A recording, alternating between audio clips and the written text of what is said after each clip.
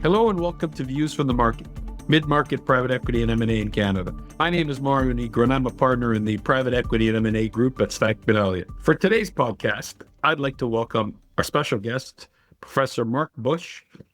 Professor Busch is a professor of the School of Foreign Service at Georgetown University. Busch is a well-known expert on trade policy and law, which is a very appropriate topic for the times. And so we're excited to have you. Marc, welcome and thank you for joining us. Thanks for having me. I'd like to start by talking a little bit about you, your work that you do at Georgetown. Start there, and then we can kind of go from there.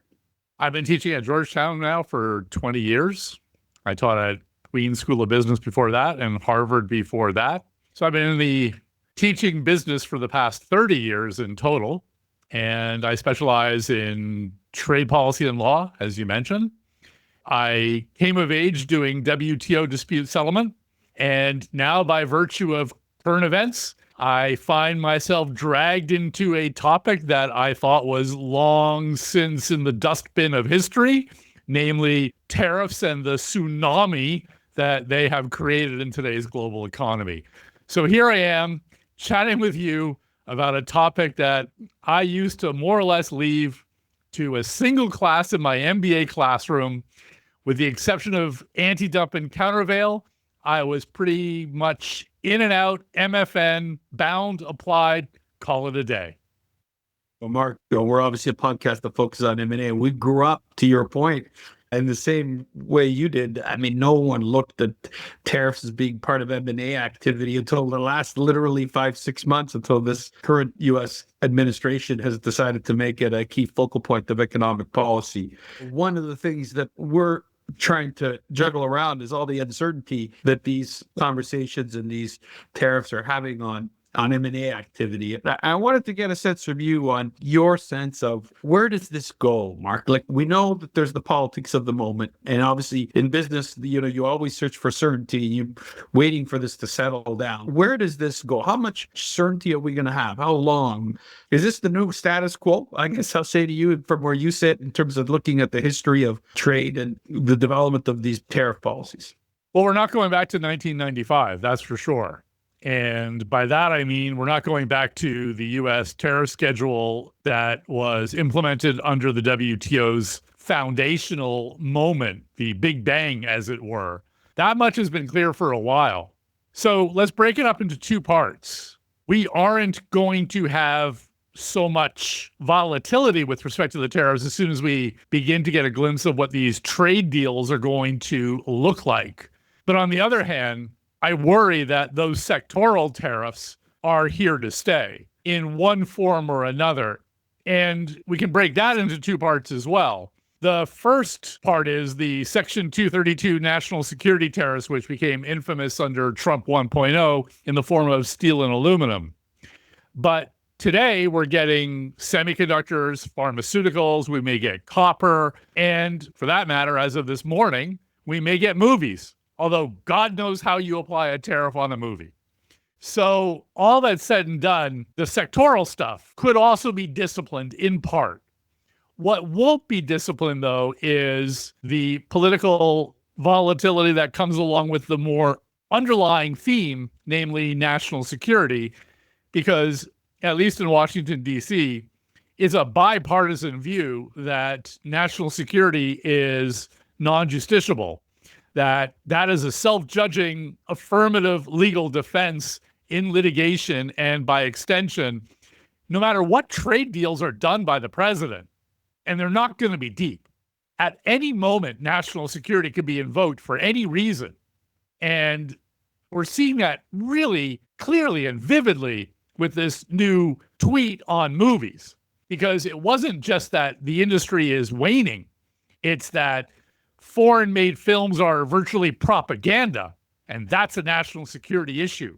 Or that softwood lumber from Canada is a national security issue. Given the view that that is self-judging, anything could go. And I would imagine that by extension, under the next Democratic administration, you get similar arguments with respect to climate change, carbon intensity in trade, etc. All of this could get wrapped up in the national security blanket, and that probably is here to stay no matter what happens in the trade deals. and no matter what happens with the universal tariff writ large. Mark, you highlighted the kind of sectoral tariffs, the ones that frankly affect in some ways M&A activity the most because they're so industry specific. And obviously the ones I know that we talk about a lot here in Canada is steel and aluminum, and then the softwood lumber. And I know we've had a history of these back and forth. I mean, in your perspective, do we price these in now? Is this the new reality? Is the idea of free trade in terms of what we're used to, should we consider those days over? We're not going back to a free trade agreement, no matter what the negotiations bring in 26. Could we consider this a new paradigm in terms of doing deals and what to expect and the kind of the cost of doing business? I'm not willing to go there quite yet. It's certainly likely that at least until the midterms, that's going to be the new normal. But even under Trump 1.0, there was enthusiasm in a number of bills to rein in Section 232 and to at least have more of a full investigation where DOD and maybe others have to sign off on the national security basis for the tariffs. But I would imagine that you're going to see a lot of pushback with respect to any future administration being reluctant to surrender steel and aluminum, or for that matter, some of the enforcement actions that we might want to talk about under Section 301, where, for example, today's movie tariffs could have equally gone under Section 301. If there is anything to the accusation of foreign cheating to wrangle some of the movie business away from the United States, that might have been a Section 301 enforcement action. Trump generally would prefer to go IEPA than to go either Section 232 or Section 301 because IEPA has fewer reporting requirements and no need for an investigation. So ultimately, there's lots of ways to skin this cat, but I wouldn't say that this is the new normal quite yet. As we try to kind of figure out what the new norm is, or at least try to get to a kind of a level of certainty that would allow deal flow to come back. I mean, we've been struggling in the last few months. We've seen deal flow really plummet, and people are looking for those kind of hooks I'll call them the hooks of certainty. But one of the things that I want to get your thoughts on, in some ways, there's a feeling that until the U.S. gets a deal with China or the U.S. gets a deal with Europe, it's really hard to kind of see past all of this. Those are really hooks. What is your take on the possibility of getting deals with China and with Europe from an American perspective? We're going to get deals with them all. The question is whether they have any depth to them and whether they amount to anything more than we'll lower the tariffs on a sunset provision, but there will be a snapback feature if you fail to buy enough U.S. soy. So the devil will literally be in the details. And I've been saying that the details of a US-EU trade deal in particular would be the most revealing. That would be the one to watch. I'd almost be willing to set aside whatever Vietnam gets. I'm even willing to set aside what India gets because Modi is no more free trade oriented than Trump. But the EU has one thing that neither Vietnam nor India has, namely retaliatory capacity. And so Trump's going to have to walk a finer line dealing with Brussels than he will with either India or Vietnam. So look for the details, and that will begin to firm up expectations about some sense of stability. But you're absolutely right. The lack of predictability is stunning. The estimates right now are we're looking at in excess of a six-fold increase on the worst of COVID. And that's just with respect to trade policy uncertainty, never mind broader repercussions through the global economy with respect to U.S. politics. But on the other hand, I'd really like to remind your listeners that they've been hoodwinked for years now, thinking that all the action was in tariffs. And today they shouldn't be misled by this either. For every tariff that they're worried about in doing a deal, I can name, i.e. create, a non-tariff that would be far more lethal.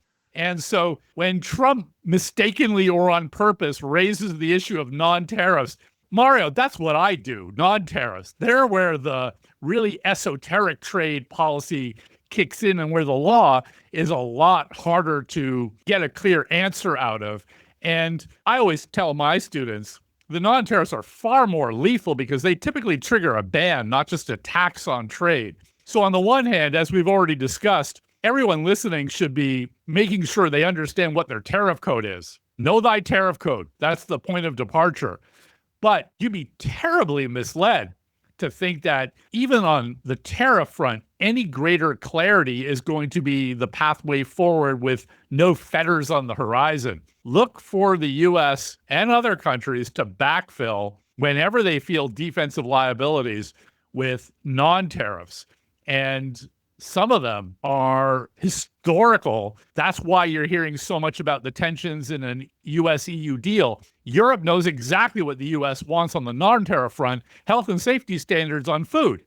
And that may be the red line that Brussels draws, but therein lies a revelation point for your listeners. It's the non-tariff action that has always made trade so fraught in terms of transatlantic relations. The fact that China is really not a non-tariff issue is also changing. The Chinese, in my view, have really stepped up their retaliatory game by threatening non-tariffs, including sanitary and phytosanitary standards, meaning health for plants, animals, and people. That's a qualitative shift from what we saw under Trump 1.0. China is beginning to play that non-tariff game. Canada knows this for canola oil. The Australians know this over barley. The fact that they're going there really speaks to the moment. And that's why it's really important to get a broader perspective on trade.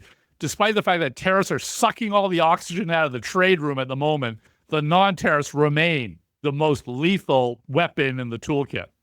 Hey, Marc, you have Canadian roots. You know the kind of existential crisis, as some people like to call it here in Canada, about all this tariff noise and activity. I think this goes from a Canadian perspective. I mean, we've been hearing about Canadian companies that have kind of started to think about basically bifurcating, Canadian production in Canada, U.S. production in the U.S. We've also heard stories, and I've heard stories of clients who used to sole source to the U.S. and are starting to now look for alternative sources for their supply chain because they need to be more resilient and have seen weaknesses based on what the U.S. is doing. Where do you see this going from a kind of Canadian perspective in terms of where this will end up and how will it affect ultimately the economy?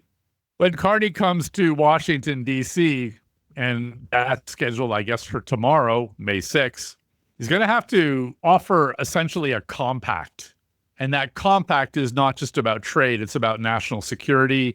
It's about regional integration on dimensions that will have to satiate Trump's lust for whatever it is he lusts for. And in that regard, again, Carney's going to have to do a little bit of dancing to put something on the table rather than just waiting out every single demand that Trump comes up with. But I fear, to your question, that Trump is largely already getting what he wants, regardless of whether his trade policy drives us into recession, because a lot of companies are already making the decision to move to the United States. And foreign investors thinking in the past about Canada as a viable choice are certainly having second thoughts about that. So in large measure, I fear that it's already had its effect, namely the tariff threats.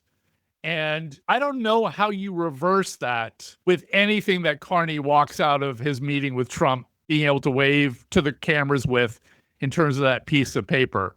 Not trying to draw the Attlee comparison quite yet, but I fear that this really has already impacted investment in a way that doesn't play well for the Canadian economy. On the other hand, there are sectors where what Trump aspires to realizing are simply impossible. And the auto parts people have done yeoman's work pitching the integration here in DC as being the inexorable future of the industry. And the more that you get American union workers and American businesses telling that to Trump and really having the effect clear to all politicians who may run, not just in the midterms, but next presidential run, that's really the key. And in this sense, I guess part of what has to happen, and this is a little different than how it's been in the past, is for Canadian businesses to learn a little bit of political lobbying. They're going to have to play the DC game a bit more. You've got certain companies that have done this for decades. Bombardier stands out in my view, really quite good at walking the hill and making their preferences known with a map demonstrating how many American jobs by U.S. House district depend on Bombardier's success.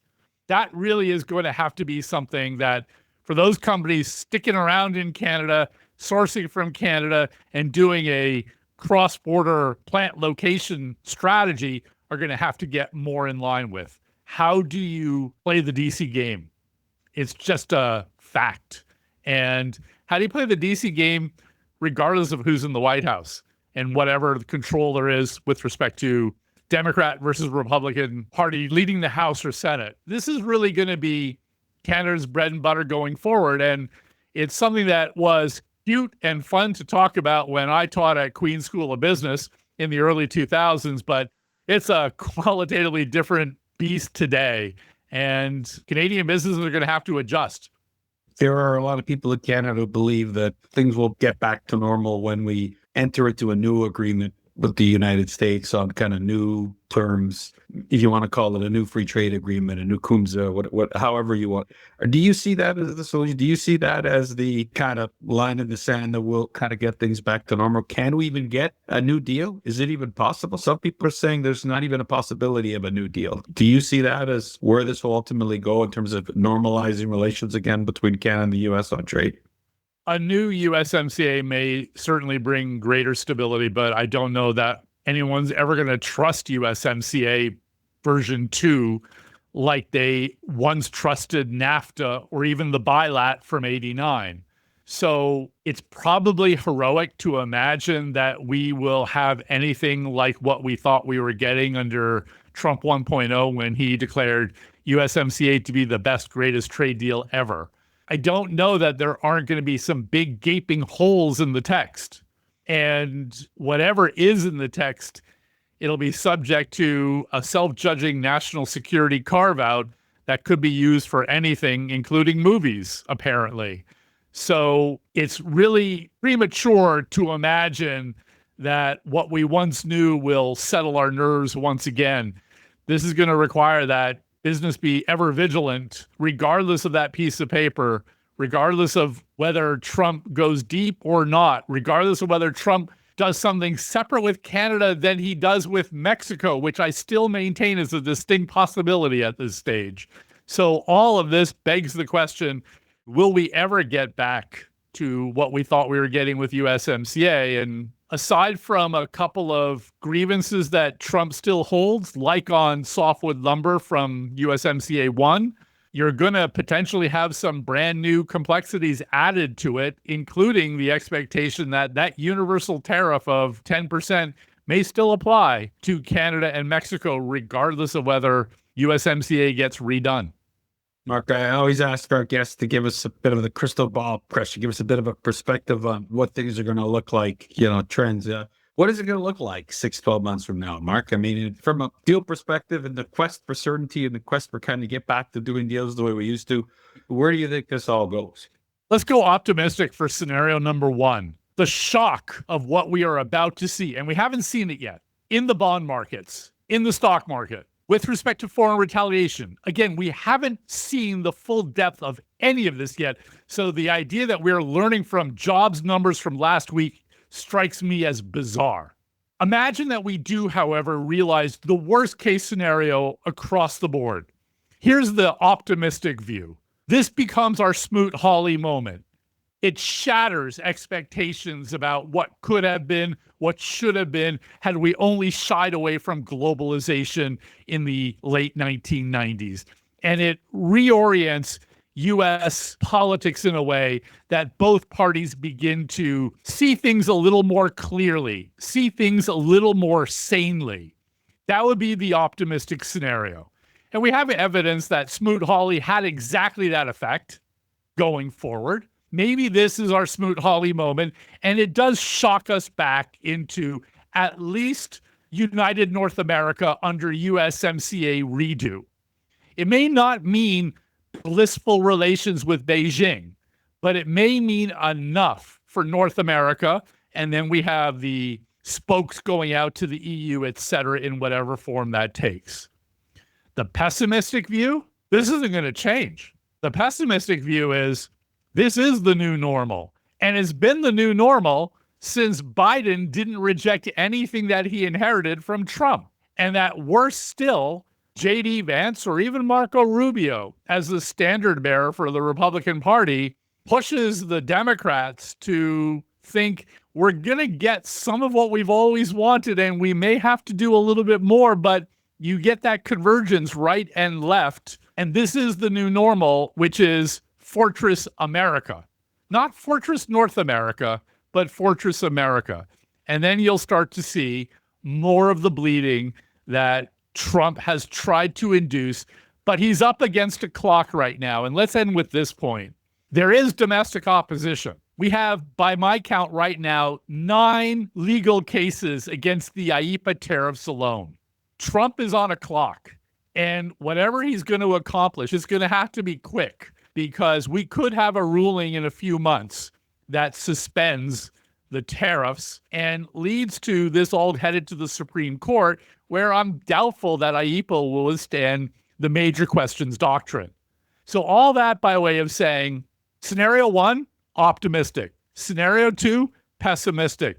Scenario 3, this is out of Trump's or any politician's hands. This is now before the courts, and I just don't know how much of an anchor the verdict of the Supreme Court on Congress losing control of tariff authority will have on future administrations as well as future Congresses. I could imagine a case where the 120th Congress is a lot more sane, not because it wants to be, but because it has no choice by virtue of a Supreme Court verdict.